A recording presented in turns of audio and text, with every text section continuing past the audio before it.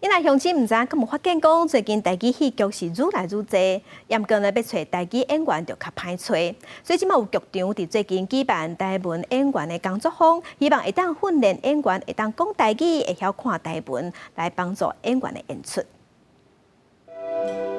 做一个台湾人，是安怎袂使家己管理家己？是安怎袂当做家己的主人？盐水大饭店公司台语台第一出时代剧自3月开播了后，人气甚至要冲到 Netflix 第2名。而且最近台语剧不止啊多，亲像有讲歌戏班故事的勇气家族。心骑白马，这台上救起你啦！毛以1950年代台湾企业家林丁和日本人做成立谈判背景的相魂，捌做过《通灵少女》电视编剧的林炳焕指出，市场对台语演员的需求增加，但是缺欠学台语的环境，所以因办一个台文演员工作坊，要帮助学员学台语文，嘛通感受到台语的趣味。希望讲，就为这个工作坊，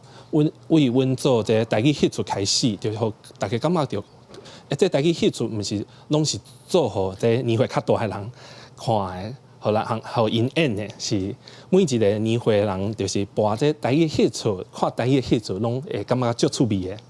台语戏出愈来愈多，网络顶嘛有观众会讨论台语开口发音等等。伫工作坊做台语指导黄旭成，家己本身嘛是剧场的演员，伊表示其实演出要爱有台语开，无论是编剧、演员等等，拢爱有台语的思考。编剧也必开始，一直到上尾伫舞台顶，还是讲伫镜头面头前去演出，一条线安尼，其实拢每一个过程拢非常的重要。就是伊本地就是爱用即个语言去思考，写出来物件才有迄个开台语开。